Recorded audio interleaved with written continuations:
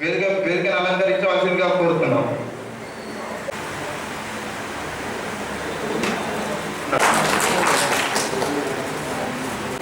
అలాగే స్థానిక కౌన్సిలర్ వల్లెపూడి రేణుక గారిని మాట్లాడిన తర్వాత పెట్టుకుంటాము. ఫస్ట్ మీకు సన్మానం చేసిన తర్వాత ప్రోగ్రామ్ స్టార్ట్ చేసుకుంటాం. మనం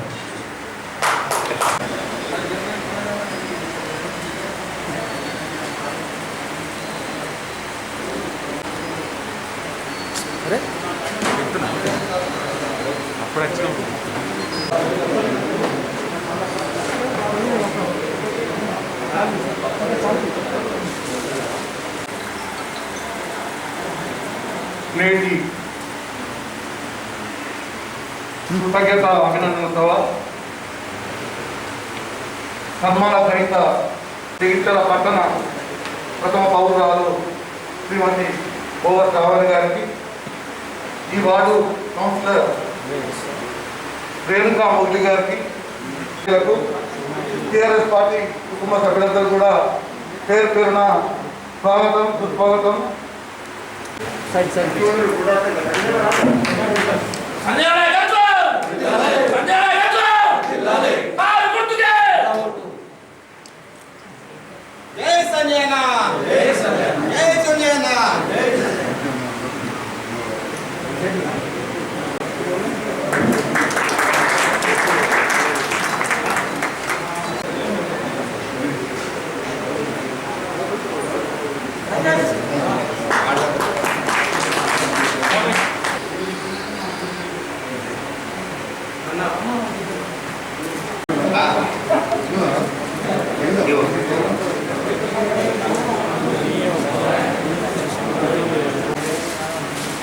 మన శ్రీనివాస్ సార్ బాప్షన్ గారు,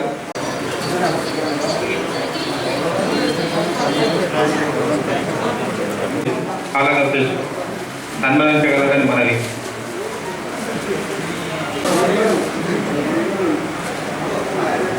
అన్న రాజన్న మనం ప్లీజ్ ప్రోగ్రామ్ స్టార్ట్ చేస్తాం. మళ్ళీ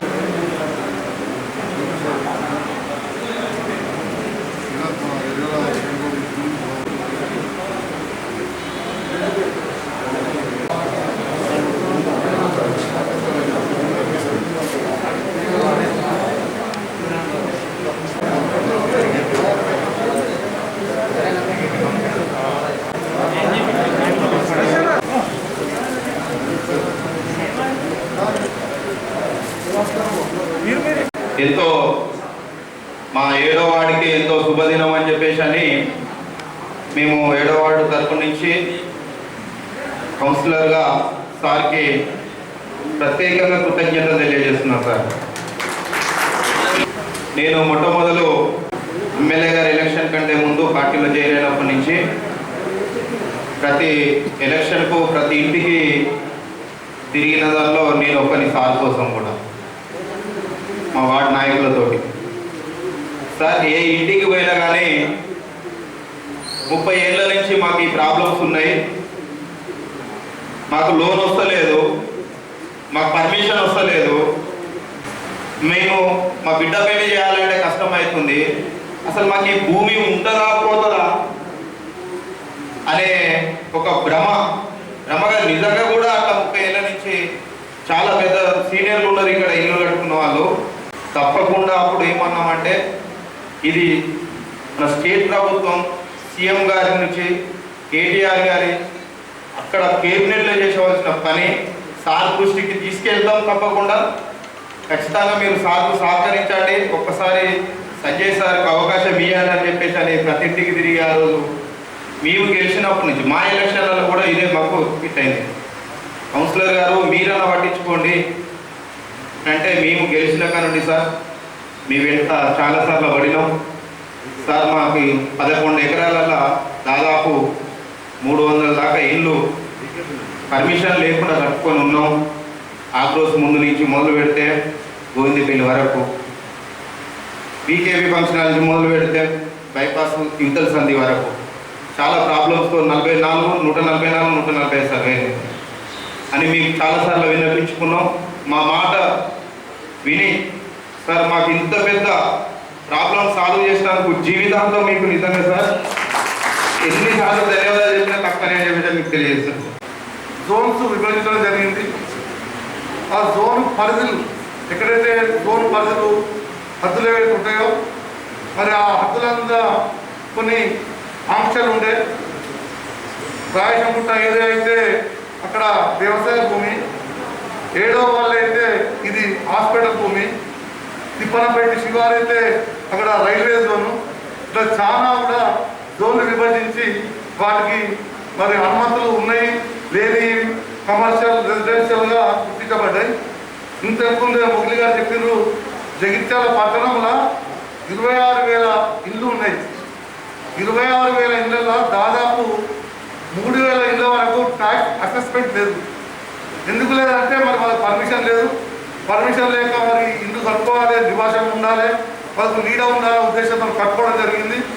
నాకు తెలిసి పురపాలక సంఘ మంత్రివర్యులు కేటీఆర్ గారు మరి జగిత్యాల పట్టణంకు సంబంధించిన ఈ యాభై రోడ్డుకు ఎంతైతే నష్టపరిహారం అవసరం ఉంటుందో దానికి అంచనాలు కూడా తయారు చేయాలని చెప్పడం జరిగింది.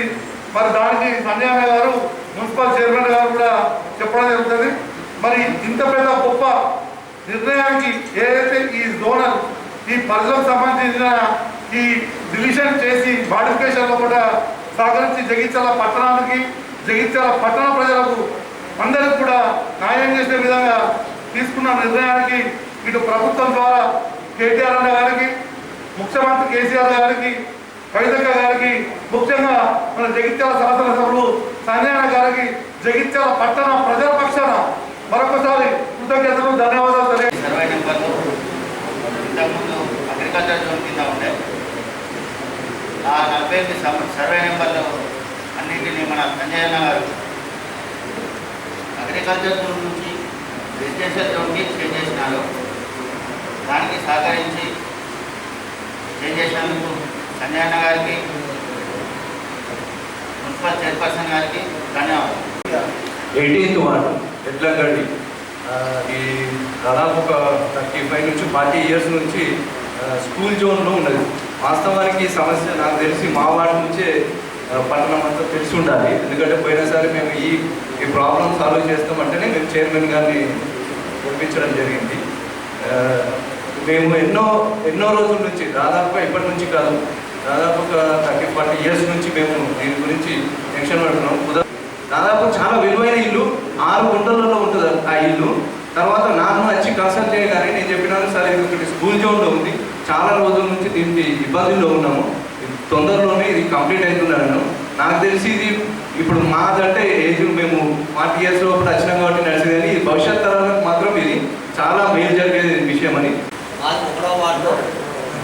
గతంలో దుకాణమేడ శివారు సగం మెచ్చుడైంది. 1వ వార్డులో ఆ మెచ్చుడైన భాగం మొత్తం ఇండస్ట్రియల్ జోన్ కింద ఉన్నది. కానీ దుకాణమేడ గ్రామ పంచాయతీ ఉన్నప్పుడు అప్పుడు పర్మిషన్లో దుకాణమేడ కింద తీసుకున్నారు. వాస్తవానికి ఇయ్యాలని అప్పుడు గ్రామ పంచాయతీ వాళ్ళు పర్మిషన్ ఇచ్చేసారు సార్.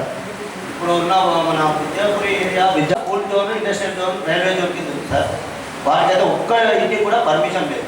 ఏదో ఉపాధ్యాయులు ఉన్నారట విజయపురి వాళ్ళంతా. ఇప్పుడు వాళ్ళు మాత్రం సంతోషంగా ఉన్నారు సార్. వాళ్ళు కూడా ఈరోజు పొద్దున చెప్పారు, ఈ స్పెషల్గా వాళ్ళు పిలిచి సన్మానం చేస్తారు సార్. దానికి దీని కొరకు కృషి చేసిన మీకు మాకు ప్రత్యేకత. ఈ సమస్యకు 30-35 ఏళ్ళ నుంచి టీఆర్ఎస్ పార్టీ లేదు. గత 7 ఏళ్ళ నుంచి ఈ టీఆర్ఎస్ పార్టీ ఉన్నది. ఇంత గొప్ప కార్యక్రమాన్ని చేసిన ఎమ్మెల్యే గారికి ధన్యవాదాలు సార్, ప్రత్యేకించి ధన్యవాదాలు. ఎందుకంటే కొందరు మేము గతంలో చేయలేము, మీరు ఇలా చేసారు, ఇంకోటి చేయాలని అంటారు. ఎందుకంటే జగిత్యాల నెక్స్ట్ ఎమ్మెల్యేనే గెలిచిన తర్వాత నేను ప్రజలకు ఏ సమస్యలు ఏమున్నాయని చెప్పి మీరు చాలా గమనించింది సార్. నేను గమనించిన అయితే విషయం ఏంటంటే జగిత్యాల మాస్టర్ ప్లాన్ గారికి పెద్ద సమస్య ఉంది సార్. ఇంకోటి సార్ ఒకసారి మా ఏరియాకు బతుకమ్మకు ఇచ్చిన ఏది ఎమ్మెల్యే కాకముందు అప్పుడు చూసిరు సార్, చూసి చెప్పలేరు, కానీ దానికి ఒక ₹1 కోటి పెట్టడం జరిగింది సార్. దానికి మీకు ధన్యవాదాలు సార్. జగిత్యాల పట్టణ జోన్ల మార్పిడి ఇది ఒక 4 దశాబ్దాల కళ. ముఖ్యంగా చెప్పాలంటే నా వార్డులో కళ్ళు కాయలు కాసినట్టుగా చూస్తున్నారు. ఎందుకనంటే వాటిలో 203, 204, 205, 214, 15, 18, 535 సర్వే నెంబర్లో వ్యవసాయ జోన్గా గత నేను పుట్టినప్పుడు 1989లో నేను పుట్టినప్పటి నుంచి వ్యవసాయ జోన్ లాగా ఉన్నది. అది అభివృద్ధి చెందిన కానీ కూడా ఏనాడు కూడా జోన్ మార్చాలి అనే ఆలోచన ఏ ఒక్క నాయకులకు మాత్రం రాలేదు. మళ్ళీ సార్ ఈరోజు పట్టు విడ విద్వాంసులాగా 30 మాసాల లోపల ఈ జోన్ని ఎత్తివేసినట్టు చేసినందుకు ప్రత్యేక ధన్యవాదాలు తెలియజేస్తున్నాను. నేడు మన జగిత్యాల పట్టణం మొత్తం ఇళ్లతోటి నిండిపోయి ఉన్నది. ఇందులో దాదాపు ఒక 25% వరకు నాకు తెలిసి ఎక్కువ తక్కువ ఈ జోన్ల మార్పిడి వల్ల ఒక సగటు మనిషి కళ ఏంటంటే ఒక ఇల్లు అండి. ఆ ఇల్లు పెట్టుకోవాలంటే ఒక 10 సంవత్సరాలు కష్టపడి ఒక 10 లక్షలు 15 లక్షలు జమ చేసుకుంటే అతని సగం జీవితకాలం ఉంటుంది. ఆ జీవితకాలం ఒక 100 రోజులు చాలా ఉంటాడు. దాన్ని ఇల్లు పెట్టుకోవాలంటే మళ్ళీ ఒక 15 సంవత్సరాలు బ్యాంకులో తీసుకొని కట్టుకుంటే అతనికి ఒక ఇల్లు ఉంటుందండి. అట్లాంటి కళ నెరవేర్చుకోవాలంటే గురించి మనం సీఎం గారికి, కేటీఆర్ గారికి, కలెక్టర్ గారికి పంపించి వాళ్ళందరినీ కూడా నష్టపరిహారం ఇప్పించి వాళ్ళందరినీ ఎన్నికలు జరిపించి మన ఆవరణలు డెవలప్ చేయడానికి అహర్నిశలు కంటికి నీరు లేకుండా కాలుకు పట్టగా కూడా తిరుగుతున్న మన అన్నగారికి ఈ కళను మనం నెరవేర్చిన సంజన గారికి మరొకసారి పేరు పెట్టి కృతజ్ఞతలు తెలియజేసుకు శుభదినం అని మనం చెప్పుకోవచ్చు. ముఖ్యంగా ఇంతకుముందు సోదరులు చెప్పినట్టు ఒక 30-40 సంవత్సరాల నుంచి 7th వార్డు కావచ్చు, ఇప్పుడున్నటువంటి 8th వార్డు కావచ్చు, ఇంకా మిగతా వార్డ్స్ కావచ్చు, చాలామంది ప్రజలు ఎంతో బాధకు గురైనటువంటి సందర్భం. ఇవాళ ల్యాండ్ ఉండి ఇల్లు కట్టుకోలేని పరిస్థితి. చాలామంది కూడా ఇంతవరకు కూడా వారికి పర్మిషన్ లేదు. ఇప్పుడు మరి మనకి జోన్ జరగడం జరిగింది. ఈ జోన్ల మార్పిడి వల్ల గతంలో మనకు తెలుసు ఈ జోన్ అంతా హాస్పిటల్ జోన్స్, బిజినెస్ జోన్స్గా ఉండే. దానికి గౌరవ మన శాసనసభ్యులు ఎంతో కృషి చేసి వెంటనే జరుగుతున్నటువంటి విషయాలన్నీ, జగిత్యాలలో ఉన్నటువంటి ప్రాబ్లమ్స్ అన్ని వారి తీసుకుపోవడం, వారి వెంటబడడం. ఇవాళ ఒక పని కావాలంటే ఊరికే మాటలు చెప్తే కాదు, ఊరికే పోయి చెప్తే కాదు, వెంటనే వారి దృష్టికి తీసుకుపోయి కష్టపడి మన ప్రియతమ ముఖ్యమంత్రి గారికి దృష్టికి తీసుకుపోగానే మరి ఖచ్చితంగా ఈ జోన్ల మార్పిడి మరి జగిత్యాల పట్టణంలో చాలా ఇబ్బంది ఉందని చెప్పి తప్పకుండా వారు సాధించడం జరిగింది. వారి సాధించినందుకు ఈ కృతజ్ఞత నా తరఫున, మా వార్డు తరఫున వారికి ప్రత్యేకంగా ధన్యవాదాలు చేస్తాం. హౌసింగ్ ఇల్లు కట్టుకోవాలంటే తప్పకుండా హౌసింగ్ లోన్ పెట్టుకోవాలి.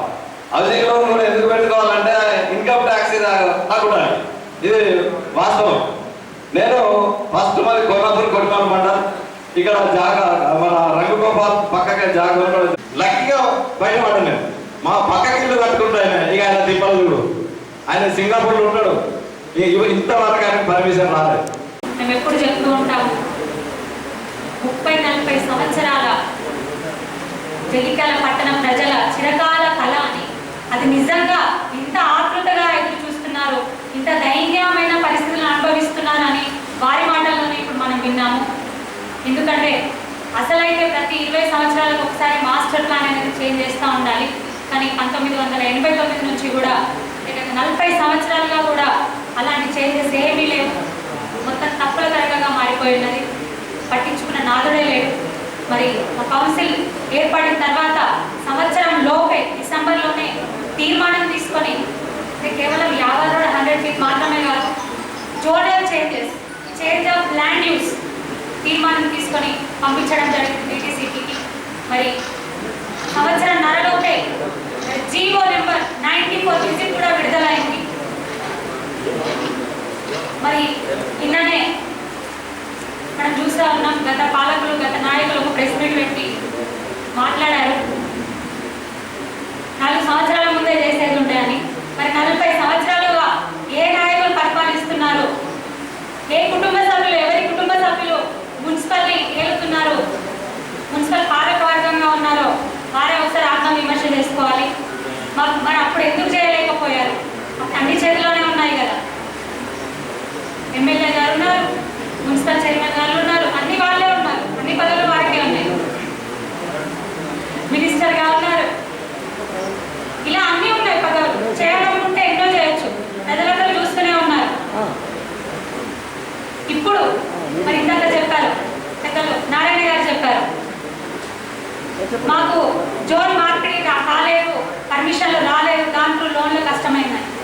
మేము ఏం చేయాలి అని. ఇలాంటి కథలు ఎన్నో విన్నాము, ఇలాంటి వెదలు ఎన్నో విన్నాము. ఇప్పుడు దానికి ప్రతిగా జీవో నెంబర్ 94 అంటే నిన్న పిల్లలు మాట్లాడుతూ ఉన్నారు. మేము ఆల్రెడీ తీర్మానం తీసుకున్నాము 100 ఫీట్స్, మరి వీళ్ళు ఇప్పుడు చేశారు. 2004లోనే తీర్మానం అయింది, పెద్దలు ఒకసారి గుర్తించాలి. అది కూడా అయింది దేనికి? కేవలం 100 ఫీట్ ఒకటే మాట్లాడుతూ ఉన్నారు. 100 ఫీట్ మాత్రమే 2004లో తీర్మానం అయింది, 100 ఫీట్ మాత్రమే.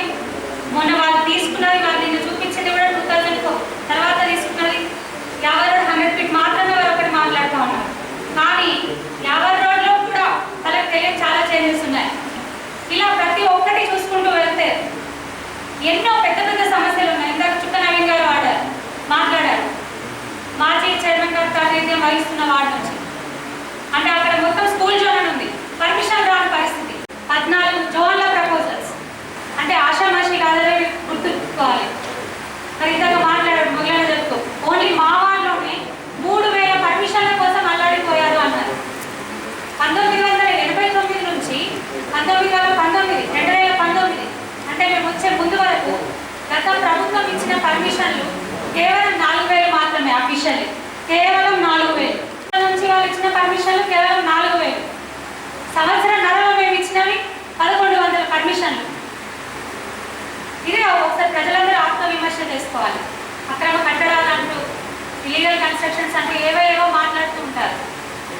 కొంచెం మీరు గమనించుకోవాలి. అంటే కేవలం 40 సంవత్సరాల్లో 4000 ఇల్లు మాత్రమే అయ్యాయో? పట్టణం ఇంత అభివృద్ధి చెందింది. వ్యక్తులు అని ఆలోచించకండి. మేము ఆలోచించింది ప్రజల సౌకర్యం, ప్రజల ఇబ్బందులు.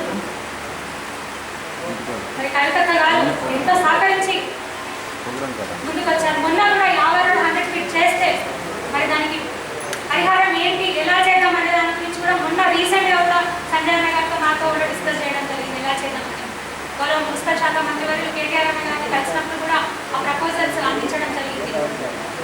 ఈ సందర్భంగా నేను ఒకటే చెప్తున్నాను, జగిత్యాల పట్టణ ప్రజల 40 సంవత్సరాల చిరకాల కళ మరి ఈరోజు నెరవేరింది. కానీ ఇంకా చేయాల్సి ఉంది. చేంజ్ ఆఫ్ ల్యాండ్ యూజ్ అయింది, మాస్టర్ ప్లాన్ ఇంకా తేవాల్సి ఉంది. దానికి సంబంధించినటువంటి ప్రణాళికలు ఇంకా మేము సిద్ధం చేస్తున్నాము. డెఫినెట్గా మీ అందరి ఆశీర్వాదాలతో పూర్తిగా చేస్తాం. సంజయ్ అన్న గారి సహకారం కూడా మాకు ఎప్పుడు వెన్నంటే ఉంటారు.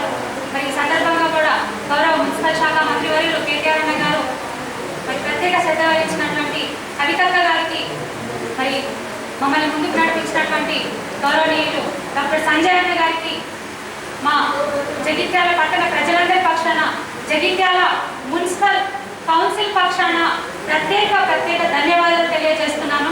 నిజంగా చెప్పాలంటే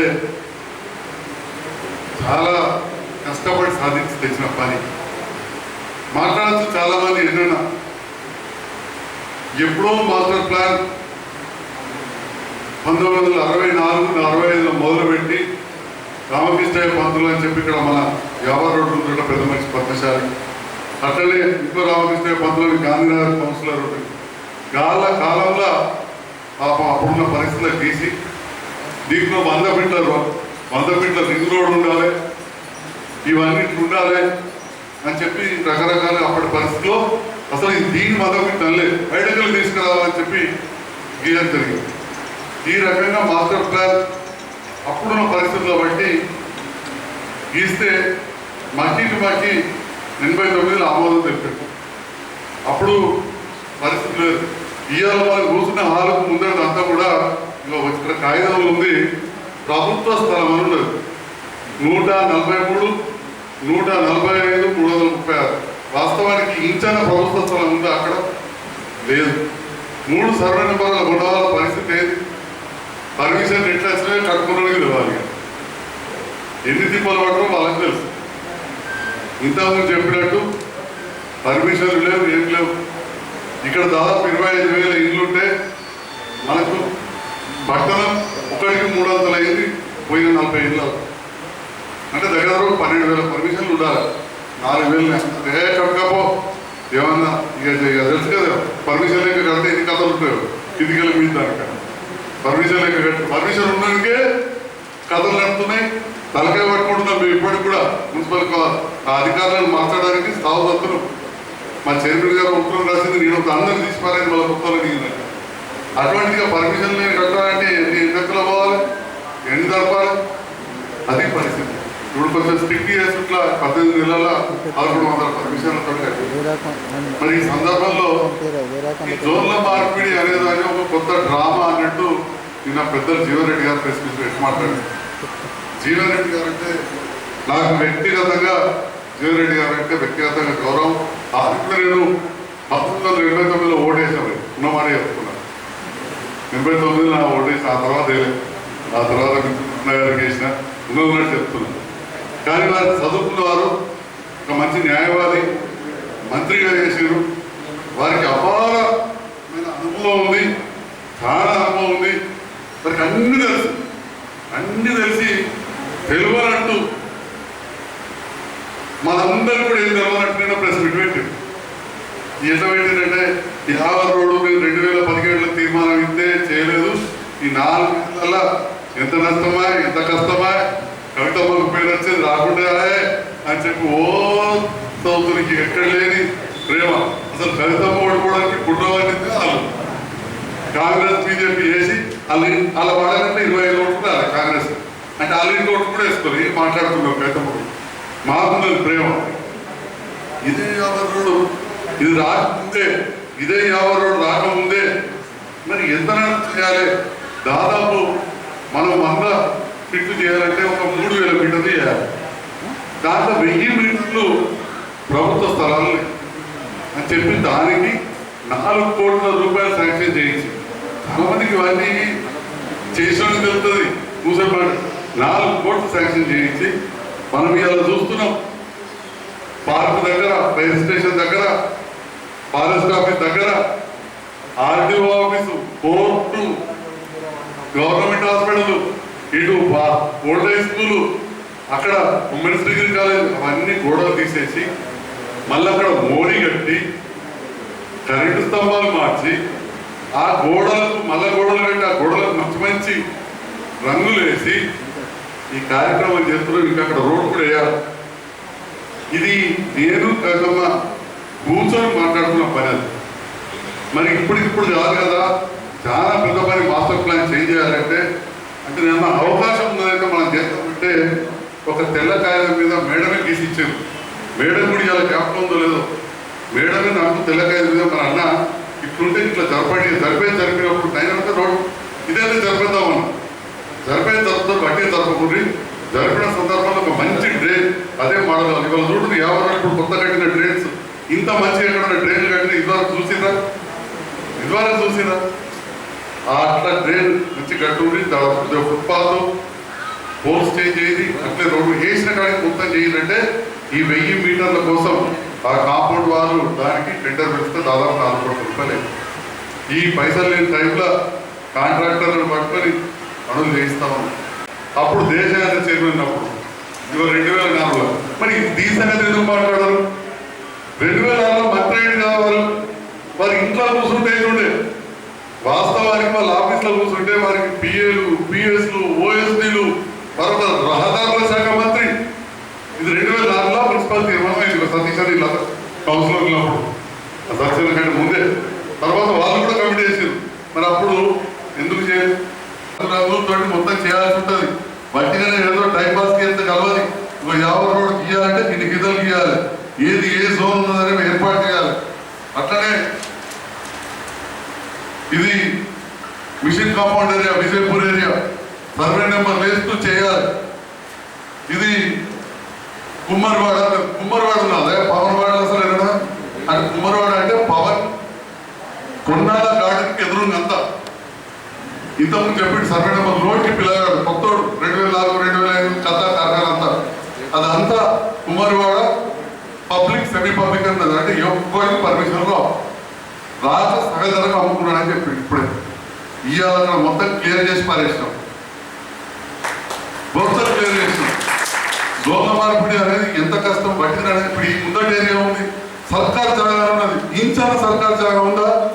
336 సర్కార్ జాగా, 143, 140 సర్కార్ జాగా కాదని చేసినాం. అదేవిధంగా బీట్ బజార్ ఎంతది అన్ని ఉన్నాయి. బీట్ బజార్ మందమే కమర్షియల్ ఉన్నది, ఎన్నికదాన్ని కూడా కమర్షియల్ పెట్టారు. దాన్ని ఇవాళ సవరించినాం.